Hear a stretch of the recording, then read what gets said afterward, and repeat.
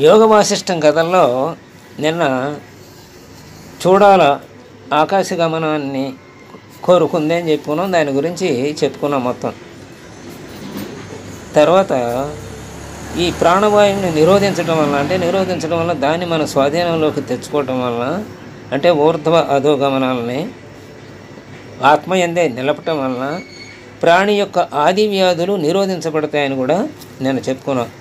ఆది వ్యాధులు అంటే ఏమిటి అని అడిగారు రాముల వారు. దానికి సమాధానం చెప్తున్నారు వశిష్ఠుల వారు. అదేమిటో విందాం. రామ, శరీర సంబంధమైన దుఃఖాన్ని వ్యాధి అంటారు. అంటే శరీరానికి ఏదైనా వ్యాధి అంటే తెలుసు కదా, మనకు అనేక రకమైన జబ్బులు, ఎన్నో మూత్రపిండాలకు సంబంధించిన జబ్బులు, అలాగే గుండెకి సంబంధించిన జబ్బులు, అలాగే ఊపిరితిత్తులకు సంబంధించిన జబ్బులు, జీర్ణాశయానికి సంబంధించిన జబ్బులు, అలాగే మనకు ఉన్నటువంటి జ్ఞానేంద్రియాలకు సంబంధించిన జబ్బులు, చెముడు, అలాగే అంధత్వం, ఇవన్నీ కూడా జబ్బులే కదా. ఇవన్నీ శరీర సంబంధమైన వీటిని ఏమంటారంటే వ్యాధి అంటారు. వీటి వల్ల మనకు దుఃఖం కలుగుతుంది కదా, ఈ శరీర వ్యాధుల వలన. అంటే పర్వాలేదు, దుఃఖానికి అతీతంగా ఉండేవాళ్ళు జ్ఞానులు వేరుగా ఉంటారు. జ్ఞానులకి ఆ దుఃఖం కూడా ఏమి చేయదు వాళ్ళకి. ఆ దుఃఖించరు వాస్తవంగా. ఇది మన పూర్వజన ప్రారంభ కర్మ అనుకుంటారు, లేకపోతే ఇప్పుడు చేసినటువంటి పనుల యొక్క ఫలితం అనుకుంటారు, దుఃఖించరు. కానీ సహజంగా మానవుడికి లోపం వ్యాధికి దుఃఖాన్ని కలిగిస్తుంది అనమాట. అందుకని శరీర సంబంధమైన దుఃఖాన్ని వ్యాధి అంటారు అన్నాడు. ఇక వాసనల కారణం చేత జనించే మనస్సంబంధమైన దుఃఖాన్ని ఆది అంటారు. అది ఆది వ్యాధులు అని అంటే అది శరీర సంబంధమైనవి, మానసిక సంబంధమైనవి. మనస్సు బాగోదు, శరీరం బాగానే ఉంటుంది. మనసు బాగోలేదంటే మన వాళ్ళకి ఎవరికో బాగోలేదు, అప్పుడు మనకి మనసు బాగోదు. మన వాళ్ళకి ఏదో అక్కడ ఆపద జరిగింది, మన మనస్సు కూడా దుఃఖానికి లోనవుతుంది. అలా కాబట్టి మనస్సుకు సంబంధించిన వ్యాధిని దుఃఖానికి లోనవుతుంటే వ్యాధి. ఆ వ్యాధిని ఆది అంటారు. శరీరానికి సంబంధించిన దుఃఖాన్ని వ్యాధి అంటారు, మనసుకు సంబంధించిన దుఃఖాన్ని ఆది అంటారు. ఈ రెండుకి మూల కారణం అజ్ఞానమే. ఒకప్పుడు శరీరంలో ఆది వ్యాధులు ఒకదానికి ఒకటి కారణమవుతూ ఉంటాయి. అంటే పరస్పర సంబంధాలు ఉంటాయి అన్నమాట. రెండు కలిసి పుడతాయి, అలాగే కలిసే ఉంటాయి. అప్పుడు క్రమంగా పుట్టుకొస్తాయి. తత్వజ్ఞానం, ఇంద్రియ నిగ్రహం లేకపోవటం చేత చిత్తం సూక్ష్మత్వాన్ని పోగొట్టుకుంటుంది. అంటే రూపాన్ని ధరిస్తుంది అన్నమాట చిత్తం. అంటే ఆ పరమాత్మే ఇక్కడ జీవాత్మగా రూపొందుతాడు. ఎందుకు? ఇంద్రియ నిగ్రహం లేకపోవటం చేత. ఇంద్రియ నిగ్రహం లేకపోవటం అంటే జ్ఞానేంద్రియాలన్నీ ఏవో వాటిని సేకరించి వాటిని మనసుకు అందించి ఆ ఉపలాటం తీర్చుకోవాలని చూస్తూ ఉంటాయి, ఆ కోరికని. అందుకనే ఇంద్రియ నిగ్రహం లేకపోవడం, జ్ఞానేంద్రియాల నిగ్రహం, కర్మేంద్రియాల నిగ్రహం లేకపోతే అంతే కదా. అలాగే తత్వజ్ఞానం అంటే ఈ శరీరం నేను కాదు అనే విషయం, తత్వం, అసలైన తత్వం ఏమిటి అనేది తెలియకపోవడం, అది లేకపోవడం చేత సూక్ష్మంగా ఉన్న చిత్తం ఏం చేస్తుందంటే ఆ సూక్ష్మత్వాన్ని పోగొట్టుకుంటుంది. నిరంతరం రాగద్వేషాలతో ఉంటుంది. అలాగే ఈ వస్తువుని పొందాను, ఈ వస్తువుని పొందలేకపోయాను అనే చింతల చేత వర్షాకాలంలోని మబ్బు పొరల్లాగా మహామోహాన్ని కలిగించే ఆధులు అంటే మానసిక రోగాలు కలుగుతున్నాయి. అది మనసుకు సంబంధించిన రోగాలు ఆ రకంగా మనకు కలుగుతాయి. ఇది పొందలేకపోయానే, ఇది పొందానే అని. ఆ పొందినందుకు ఆనందం బాగానే ఉంటుంది, పొందలేకపోతే దుఃఖం అదే వ్యాధిగా పరిణమిస్తుంది. అందుకనే మనస్సు బాగుంటే మీకు రోగాలు అంటూ ఉండవు అని చెప్తుంటారు డాక్టర్లు కూడా. ముందు ప్రశాంతంగా ఉండటం నేర్చుకోండి అని చెబుతారు, మరీ మానసిక జబ్బులు ఉన్న వాళ్ళనైతే. ఇక కోరికలు మరల కలగటం చేత, మూర్ఖత్వం చేత, చిత్తాన్ని జయించలేకపోవటం చేత, దోషమైన అన్నాన్ని తినటం చేత, అంటే వ్యాధులు ఎందుకు వస్తాయి ఇన్ని కారణాలు చెప్తున్నారు ఇక్కడ. దోషమైన స్థలంలో ఉండటం చేత, దోషమైన కాలాల్లో వ్యవహరించటం చేత, దుష్కర్మల చేత, దుర్జన సాంగత్యం చేత, దుష్ట భావాల చేత, అన్నరసం సరిగా లేక నాడీరంధ్రాలు క్షీణించటం చేత, అన్నరసం మరీ ఎక్కువై నాడీ రంధ్రాలు పూడటం చేత, కఫ పిత్తాదుల ప్రకోపం చేత, ప్రాణం వ్యాకులమవటం చేత, దెబ్బ మొదలైనవి తగలటం చేత అస్వస్థతకి కారణమైన వ్యాధి దేహంలో జనిస్తుంది. ఇన్ని కారణాలు ఉన్నాయి వ్యాధి జనించడానికి. ఇందులో ఏ ఒక్క కారణమైనా కావచ్చు, కొన్ని కారణాల సమూహం అయినా కావచ్చు, లేకపోతే అన్ని కారణాలు సాధారణంగా అన్ని కారణాలు ఇప్పుడు మనం చెప్పుకున్న అన్ని కారణాలు ఒకే వ్యక్తి ఒకేసారి ఉండవు. ఏయో కొన్ని కారణాలు ఉంటాయి. ఆ కారణాల వలన అసంతృప్తికి లోనవుతాడు. దానివల్ల అది దుఃఖానికి లోనై వ్యాధికి కారణమవుతుందన్నమాట. ఇక ఆది వ్యాధులు నశించే క్రమాన్ని వినురామ అంటూ మొదలెట్టారన్నమాట. వశిష్ఠులు ఏమని చెబుతున్నారంటే, వ్యాధి 2 రకాలుగా ఉంటుంది. ఒకటి సామాన్యం, ఇంకోటి సారం. సారం అంటే తెలుసు కదా మనకి, ఎసెన్స్ అని అనుకుంటాం ఇంగ్లీష్లో అయితే. అంటే అందులో ఆకలి, దప్పిక మొదలైన వాటి వల్ల ఉత్పన్నమైనది సామాన్యమని. అంటే ఆకలి వేస్తుంది, తీరలేదు, ఎప్పుడు తిందామా అని చూస్తుంది. జఠరాశయం ఎప్పుడు నాకు లోపలికి పడేస్తావు ఆహారాన్ని అని అడుగుతూ ఉంటుంది, గుర్తు చేస్తుంది కదా. కాబట్టి దప్పిక. అలాగే మనకి కాసేపు మంచినీళ్ళు తాగలేదనుకోండి, తాగు అనే ఒక సూచన మనకు వస్తుంది, మంచినీళ్ళు తాగు అని. ఇవన్నీ శరీరానికి సంబంధించినవి. ఆకలి, దప్పిక మొదలైన వాటి వల్ల ఉత్పన్నమయ్యేది సామాన్యమైనటువంటిది. అందుకని సామాన్యం అన్నారు ఈ వ్యాధి. ఆది వ్యాధుల్లో రకాలు ఇవి. ఇక జన్మాది వికారాల చేత కలిగేది సారం అని చెబుతారు. జన్మాది వికారాలంటే మనం చేసుకున్న పూర్వజన్మ కర్మ పుణ్య ఫలాలను బట్టి, పాప పుణ్య కర్మ ఫలాలను బట్టి ఒక్కొక్కళ్ళు ఎంతో హుషారుగా ఉంటారు పుట్టినప్పటి నుంచి. ఒకళ్ళు ఎప్పుడూ నీరసంగానే ఉంటారు. ఒక్కొక్కళ్ళు 10 మందిలోకి రారు, ఇంకొకళ్ళు 10 మందిలోకి వెళ్ళకపోతే ఉండలేరు. ఇలా రకరకాల స్వభావాలు. ఇవన్నీ జన్మాది వికారాలు అన్నమాట. అలాంటి వికారాల చేత కలిగే వ్యాధి సారము అంటాడు. వాడు 10 మందిలో ఉండేవాడు 10 మంది లేకపోతే వాడికి అది వ్యాధి, అది వ్యాధిగా పరిణమిస్తుంది. ఒక్కడే ఉండేవాడు 10 మందిలో వెళ్ళినప్పుడు అది వ్యాధిగా పరిణమిస్తుంది. అంటే ఆ దుఃఖం కలుగుతుంది కదా, ఆ దుఃఖమే నెమ్మదిగా వ్యాధిగా, అది ఆ మానసిక దుఃఖమే శారీరక అవయవాలపై ప్రసరించి శారీరక వ్యాధిని కలుగు చేస్తుంది అన్నమాట. కాబట్టి జన్మాది వికారాల చేత కలిగేది సారం అని చెబుతారు. అవసరమైన వస్తువులు ప్రాప్తించటం చేత, క్షుత్పిపాసల చేత జనించే సామాన్యమైన వ్యాధి నశిస్తుంది. ఆకలి తీరగానే ఇది ఉండదు, ఆ వ్యాధి నశిస్తుంది. అంటే ఆకలి అనే వ్యాధి. ఇక తక్కిన వ్యాధులు వాటికి మూలమైన ఆది నశించటం చేతనే నశిస్తాయి. మనకి ఏదైనా ఒక కోరిక ఉంది, ఆ కోరిక తీరలేదు, అప్పుడు మనసు దుఃఖానికి లోనవుతుంది. ఆ కోరిక తీరింది, మనసు ఆ దుఃఖాన్ని నుంచి ఉపశమనం పొందుతుంది. అప్పుడు ఆ దుఃఖం అదే నిరంతరం కొన్ని రోజుల పాటు, కొన్ని నెలల పాటు, కొన్ని సంవత్సరాల పాటు ఆ దుఃఖం అలా పీడిస్తుంది అనుకోండి. అది శరీరంలో ఏదో ఒక బలహీనమైనటువంటి అవయవం మీద ప్రసరించి అది ఆ అవయవానికి రోగాన్ని కలుగజేస్తుంది అన్నమాట. అది కాబట్టి మనస్సు సరిగా ఉంటే ఆ అవయవం అలా బలహీనమైన అవయవం, అంటే శరీరంలో ఉన్న బలహీనమైన అవయవానికి ఆ వ్యాధి రాదు ఎప్పుడు మనస్సు సరిగా ఉంటే. మనస్సు సరిగా లేకపోతే మన శరీరంలోని ఆ బలహీనమైన అవయవాన్ని ఎందుకన్నామంటే అది కూడా మన పూర్వకర్మ ప్రారంధాన్ని అనుసరించి ఒక్కొక్కరికి ఒక్కొక్క అవయవం బలహీనంగా ఉండవచ్చు. అందుకనే సూర్యశక్తి తగ్గిందని ఒకళ్ళకి, అందుకే పలానా గ్రహం నీకు సరిగా లేదు, అందుకని ఆ గ్రహానికి సంబంధించిన వ్యాధులు వస్తాయి మనకి. కానీ మనం గ్రహ దోషాల్లో మనం సాధారణంగా విని ఉంటాం.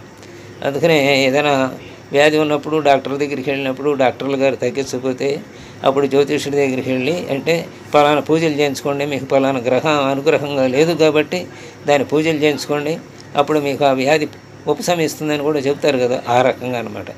ఆ గ్రహానికి సంబంధించిన అవయవానికి ఆ లోపం ఉంటుందన్నమాట కొంత. అదే తొందరగా ఆ అవయవం స్పందిస్తుంది మన దుఃఖానికి. అది వ్యాధిగా పరిణమించి ఆ అవయవమే ఇంకా చచ్చుపడిపోవటం, లేకపోతే శక్తి తగ్గటం, అలా రకరకాలుగా జరుగుతూ ఉంటుంది.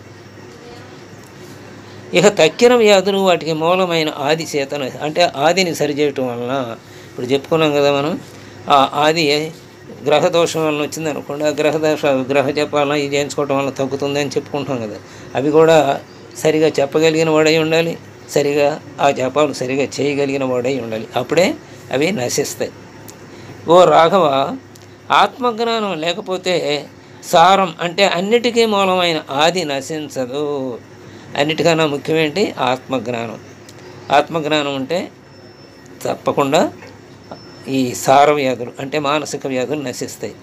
ఆత్మజ్ఞానం లేకపోతే మానసిక వ్యాధులు నశించవు తొందరగా. సామాన్య వ్యాధులు వైద్యుల చేత, శాస్త్రాల చేత చెప్పబడిన ఔషధ మంత్రాది కర్మల చేత, పరంపరగా చెప్పబడుతున్న చికిత్సా పద్ధతుల చేత నివారించబడతాయి. పవిత్ర తీర్థాల్లో స్నాన మంత్రాది వల్ల, మంత్ర ఔషధాల వల్ల అవి తగ్గుతాయి. ఈ ఉపాయాలన్నీ నీకు తెలిసే ఉంటాయి రామ, కాబట్టి చెప్పనక్కర్లేదు అన్నాడు. అప్పుడు శ్రీరాముడు అడుగుతున్నాడు, మహాత్మా, ఆది చేత పుట్టిన వ్యాధి ఔషధాల కంటే వేరైన యుక్తుల చేత ఎలా నశిస్తుంది అన్నాడు. మరి మామూలు శరీర వ్యాధులు ఏమైనా నశిస్తాయి అని చెప్పారు, బాగానే ఉంది, ఆది వ్యాధులు ఎలా నశిస్తాయి అయితే అని అన్నాడు. అడిగారు. వశిష్ఠుల వారు అంటున్నారు, ఓ రామచంద్ర, మానసిక వ్యధల చేత చిత్తం వ్యాకులమైనప్పుడు దేహమును వ్యాకులమవుతుంది.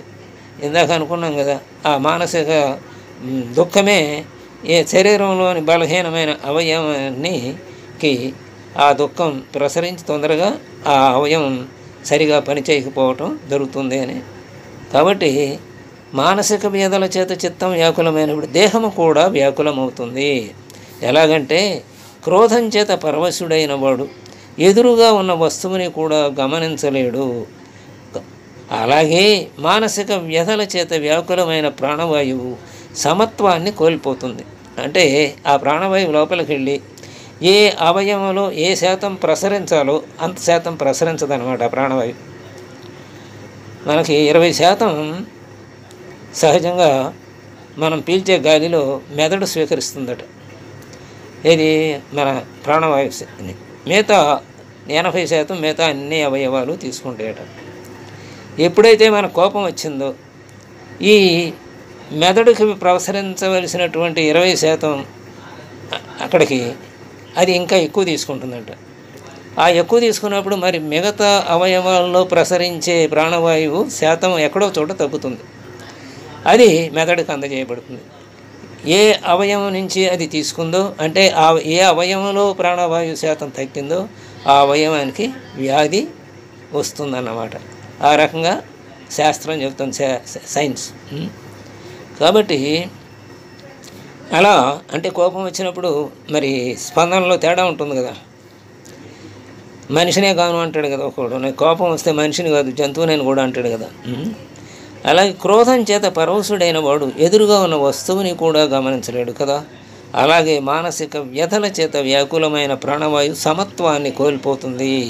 అంటే సరిగా ఎలా ప్రసరించాలో, ఏ ఏ శరీరంలోని సర్వ ఇంద్రియాలలోకి ఏ ఏ ఇంద్రియానికి ఎంతంత ప్రాణశాతం వాయువు వెళ్ళాలో, ప్రాణశక్తి ఎంతంత శాతం వెళ్ళాలో అంతంత వెళ్ళదన్నమాట. సమత్వాన్ని కోల్పోతుందన్నమాట. వేరు వేరు మార్గాల్లో ప్రవహిస్తుంది. అదే ప్రాణవాయువు హెచ్చు తగ్గులుగా ప్రవహించటం చేత నాడులు విషమత్వాన్ని పొందుతాయి. అంటే దానికి ఎంత అందాలో అంత అందకపోతే అక్కడ మరి బొగ్గు పులుసు అక్కడ తయారైనటువంటి కస్మలం అలాగే ఉండిపోతుంది కదా. అందుకని అది ఏమవుతుంది? విషమత్వాన్ని పొందుతుంది. కొన్ని నాడులు అధికంగా నిండి కొన్ని నిండకుండా ఉంటున్నాయి. ఇందాక చెప్పుకున్నాగా, ఎక్కువగా మెదడు స్వీకరిస్తుంది. అప్పుడు ఏదో ఒక అవయవంలో నుంచి ఆ ప్రాణశక్తి శాతం కొంత ఆ మెదడుకి వెళ్ళిపోతుంది అని అదన్నమాట. ఇలా విషమత్వాన్ని పొందుతాయి. అంటే సమత్వం పోతుందన్నమాట. సమత్వం పోతే దాన్ని విషమత్వం అన్నారు ఇక్కడ. కొన్ని నాడులు అధికంగా నిండి కొన్ని నిండకుండా ఉంటున్నాయి.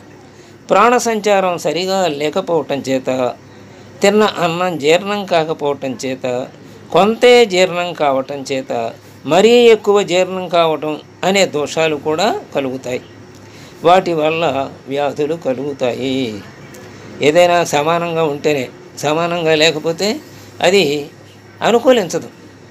చెప్పులు ఉన్నాయి, అవి మన పాదానికి సరిపడా కొలతతో ఉంటే చక్కగా మనకు అడుగు పడుతుందా అది వేసుకున్నప్పుడు.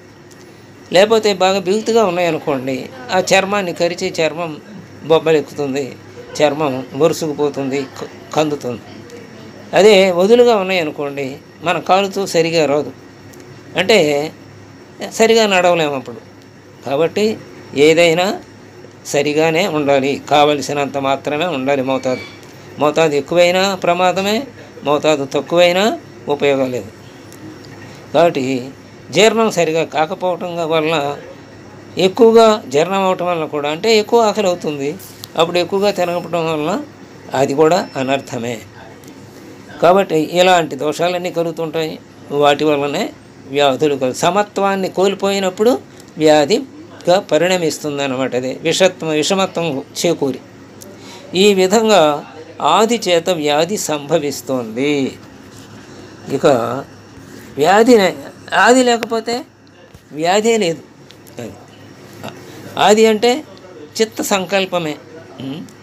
చిత్తం ఏదో సంకల్పిస్తుంది, అది తీరకపోతే దాని దుఃఖం కలుగుతుంది, ఆ దుఃఖమే వ్యాధిగా పరిణమిస్తుంది. కాబట్టి సంకల్పం ఎప్పుడు కలుగుతుంది?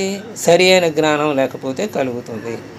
కాబట్టి జ్ఞానం సరిగా ఉంటే కలగదు. అంటే ధర్మబద్ధమైన కోరికలు అవన్నీ మామూలే, అధర్మబద్ధమైన కోరికలన్నీ అజ్ఞానం చేతే కలుగుతూ ఉంటాయి. అందుకనే మనకు పురుషార్థాలు 4 ఇచ్చారు కదా, ధర్మ అర్థ కామ మోక్షాలని. మనని అసలు ఏ కోరికలు కోరుకోకుండా ఉండమని చెప్పలేదు. మనని ఏది గృహస్థుగా ఉన్నప్పుడు ఏ కోరిక లేకుండా అన్నిటినీ జయించమని చెప్పలేదు.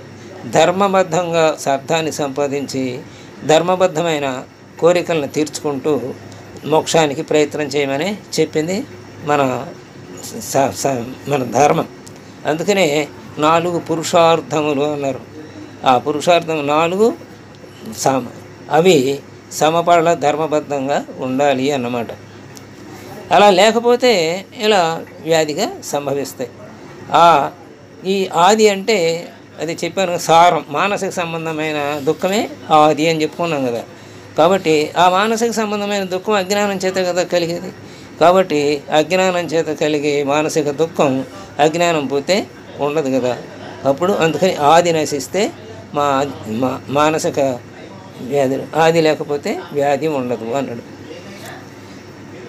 ఇక మంత్రాదుల చేత వ్యాధి నశించే విధం చెప్తాను విను. కరక్కాయకి విరేచనం కలిగించడం స్వభావం అయినట్లుగానే బీజాక్షరాలైన మంత్రాలు, అందుకే వస్తుగుణ దీపిక అని చెప్తారు కదా, ప్రాపర్టీస్ ఆఫ్ మ్యాటర్ అని ఇంగ్లీష్లో అంటారు. అంటే ప్రతి వస్తువుకి ఒక గుణం ఉంటుంది, ఆ గుణాన్ని అది కలిగి ఉంటుంది. మనం తిన్నప్పుడైనా తినకపోయినా ఆ గుణం ఉంటుంది. అందుకే మనకి ఒక్కొక్క వ్యాధికి ఒక్కొక్క రకమైన వస్తువుని మనం స్వీకరిస్తే మందుగా ఆ వ్యాధి తగ్గుతుంది, అంతే కదా. అందుకని ఇక్కడ మనకి ఫ్రీ మోషన్ అవ్వలేదు అనుకోండి, కరక్కాయని వాడండి అంటే కరక్కాయని వాడే పద్ధతిలో, వైద్యులు చెప్పిన పద్ధతిలో అది పౌడర్ చేసి ఆ పొడిని వాడుకోవటం, లేకపోతే దాన్ని అరగదీసి దాన్ని గంధంగా వాడటం, ఎన్నో రకాలుగా చెబుతూ ఉంటారు కదా. అలా వాడటం వలన అది మనకి ఆ వ్యాధిని తగ్గిస్తుంది, అది ఫ్రీ మోషనే కలిగిస్తుంది.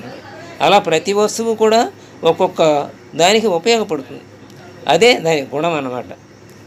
అలా బీజాక్షరాలైన మంత్రాలు కూడా కొన్ని గుణాలు ఉన్నాయి. అవి ఒక వరుస క్రమంలో, క్రమ పద్ధతిలో ఇది చేస్తే అవే అక్షరాలు, అంతకంటే అక్షరాలేమి వేరుగా ఉండవు. ఆ అక్షరాలే కూర్పుని బట్టి, అక్షరాల కూర్పును బట్టి మంత్రం యొక్క ప్రభావం ఉంటుంది. బీజాక్షరాలైన మంత్రాలు మాంత్రికుని భావనా బలం చేత రోగకారకంగా పరిణమించిన అన్నరసాలని జీర్ణం చేయగలుగుతాయి. అంటే ఇక్కడ అన్నాన్ని ఒకదాన్నే చెప్పాడు, అయితే ఇంకా రకరకాల ఉదాహరణలు మనకు చెప్పుకోవచ్చు. ఇక్కడ అన్నం జీర్ణం కాకపోవటం అని ముందు చెప్పాడు కాబట్టి ఇక్కడ కూడా ఆ మంత్ర ప్రభావం సరిగా ఉంచడం వల్ల అన్నం సరిగా జీర్ణం అవుతుంది అని చెప్తున్నాడు. అలాగే పవిత్రమైన సాధు సేవ అనే క్రియ చేత మనస్సు కూడా నిర్మలత్వం పొందుతుంది. అయ్యా ఏమీ లేదు, అక్కడ ఉన్నాడో లేడో దేవుడు, మనకు నమ్మకం లేదు, లేకపోతే నమ్మకం ఒకడికి నమ్మకం ఉంది. ఇక్కడ ఉన్న ఆ వ్యాధి తగ్గట్లేదు అంటే పలానా చోటుకి వెళ్ళి దర్శనం చేసుకురా, పలానా మంత్రాన్ని జపించు అంటే విశ్వాసం చేత చేస్తాడు, అది అతనికి తగ్గుతుంది. అప్పుడు ఆ విశ్వాసం ఇంకా బలపడుతుంది కూడా. అలా ఇవి విశ్వాసంతో ఆది వ్యాధిని నయం చేసుకోవచ్చు. అది వాళ్ళు చెప్పిన పద్ధతులను పాటించి. అలా మంత్రాలు మాంత్రికుని భావనా బలం చేత రోగకరంగా పరిణమించిన అన్నరసాలను జీర్ణం చేయగలుగుతాయి. అలాగే పవిత్రమైన సాధు సేవ అనే క్రియ చేత మనస్సు కూడా నిర్మలత్వం పొందుతుంది. అంటే దేవాలయానికి వెళితే మనందరం కూడా ప్రశాంతంగానే ఉంటాం సాధారణంగా. అక్కడ అన్నిటినీ మర్చిపోయి ఏదైతే ముఖ్యమైన కోరిక ఉంటుందో ఆ కోరికే కోరుకుంటాం కూడా, మిగతాయి మర్చిపోతాం కూడా. అయితే చిత్తం చెప్పుల మీద భక్తి శివుని మీద అని కాకుండా అలా ఉండాలన్నమాట. అంటే చిత్తాన్ని కూడా లగ్నం చేయాలి. అక్కడ పూర్ణచంద్రుడు ఉదయించినప్పుడు ప్రకాశం విజృంభించినట్లుగానే శుద్ధ చిత్తంలో ఆనందం వృద్ధి చెందుతుంది. అంతఃకరణ శుద్ధమై ఆహ్లాదకరంగా ఉన్నప్పుడు ప్రాణవాయువు సక్రమంగా ప్రవహిస్తుంది. అది అన్నం లెస్సగా జీర్ణం అవుతుంది. దానివల్ల సమస్త వ్యాధులు నశిస్తాయి. కాబట్టి అంతఃకరణ శుద్ధగా ఉండటానికి, శుద్ధిగా ఉంచుకోవటానికి మనం ప్రయత్నించాలి. అంతఃకరణకి శత్రువులు ఏవి అంటే అరిషడ్ వర్గమే. ఈ అరిషడ్ వర్గాన్ని మనం జయించాలి. అంటే కామ క్రోధ లోభ మోహ మదమాత్సర్యాలనే మనం జయించగలిగి ఉండాలి. అంటే ఏదో పరీక్ష పెట్టినప్పుడు జయించడం కాదు, మామూలుగా జీవితంలో జరిగేటువంటి సంఘటనలోనే ఈ కామక్రోధ లోభ మోహ మదమాత్సర్యాలు విజృంభిస్తుంటాయి. ఒక్కొక్క సమయంలో అక్కర్లేదు, మంచినీళ్ళు తీసుకురమ్మన్నాం శ్రీమతి గారిని, ఆయన తీసుకురావడం ఆలస్యమైంది, ఏమిటే కోపం వచ్చేస్తుంది. ఇట్లాంటి పరీక్షలే చాలు మనకి. ఈ పరీక్షల్లో మనం విజయాన్ని సాధించామనుకోండి, మన అంతఃకరణ శుద్ధం చేసుకున్నట్టే. పెద్ద పెద్ద వాటి దగ్గర ప్రయత్నం ఎలాగో ఉంటుంది అక్కడ. ఇక్కడ ఈ చిన్న చిన్న వాటిలో మన పరీక్షల్లో నెగ్గుతున్నామా లేదని దినచర్యలో రోజు మనం గమనించుకుంటూ ఉండొచ్చు. అప్పుడు మనం ఎంతవరకు మన ఇంద్రియాలను జయించగలిగామో మనకే అర్థమవుతుంది. ఇక్కడ ఈ ఇంద్రియాలను ఎలా జయించగలిగామో మనం సాధన చతుష్ట సంపత్తి ఇవన్నీ మనం సంపాదించుకోవడం అతి తేలిక. కాబట్టి ఎప్పుడు అలా మనస్సుని శుద్ధంగా ఎప్పుడైతే ఉంచుకోగలమో అప్పుడు అన్ని ఆది వ్యాధులు, సమస్త వ్యాధులు, అటు శారీరక వ్యాధులు అన్నీ నశిస్తాయి అని చెప్పాడు. తర్వాత యోగ సిద్ధుల గురించి చెప్తాను విందుగాని అన్నారు. అవి రేపు తెలుసుకుందాం. స్వస్తి.